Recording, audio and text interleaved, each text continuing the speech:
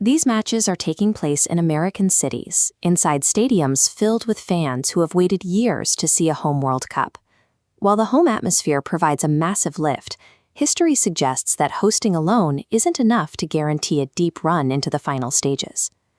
Before the first match, Mauricio Pochettino sat before the media and stated the goal was to win the whole tournament.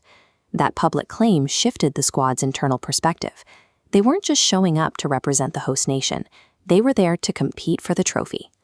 The tournament started with a dominant 4-1 victory over Paraguay, anchored by a striker finding his form early.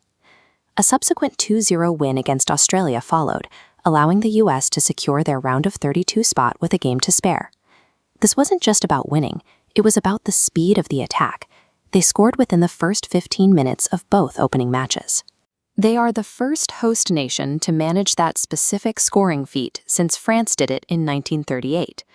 While the early goals are a historic benchmark, knockout football often demands a different set of skills than group stage dominance.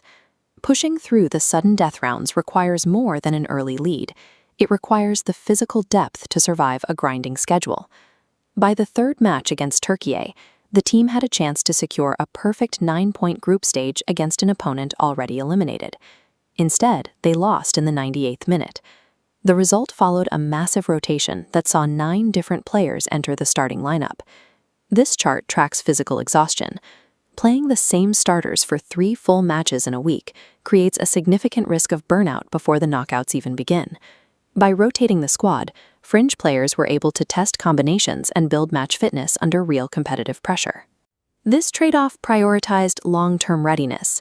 The starters entered the elimination rounds with fresh legs, while the bench was fully integrated. Missing out on the perfect group stage was a calculated choice to ensure the squad had the depth required for a deep run. That depth was tested when Pulisic, the team's most recognizable player, was sidelined with a calf injury. In his absence, the team relied on collective work rather than individual stars, as Alex Freeman stepped in to score the winner against Australia. Austin Trusty also produced a landmark performance. On the same night, he suffered an injury, proving the system could withstand personnel changes. This dynamic tactical structure allows any incoming substitute to seamlessly integrate without ever dropping the overall team intensity. By moving forward despite these injuries, the team demonstrated that their identity is defined by the system, not a single player. The round of 32 against Bosnia and Herzegovina became the squad's most significant stress test. The game changed instantly when Fuller and Balogun was sent off, leaving the US to defend their tournament lives with only 10 men. The squad shifted tactics immediately, dropping the high press to form a disciplined defensive block deep in their own half. Surviving that moment required intense focus to maintain their shape while being outmanned and under constant pressure. They didn't just survive, they kept a clean sheet to finish with a 2-0 victory. That 10-man performance served as a defining moment, showing the squad had the discipline to handle a catastrophic setback. By advancing to the round of 16, they have matched the momentum of the historic 2002 World Cup run. This run has been built on a foundation of tactical shifts, heavy squad rotation, and an ability to defend under duress.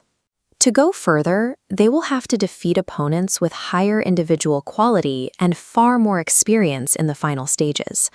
But having won with 10 men and without their stars, the team has proven they can adapt. Each upcoming match adds to a story this country hasn't seen before.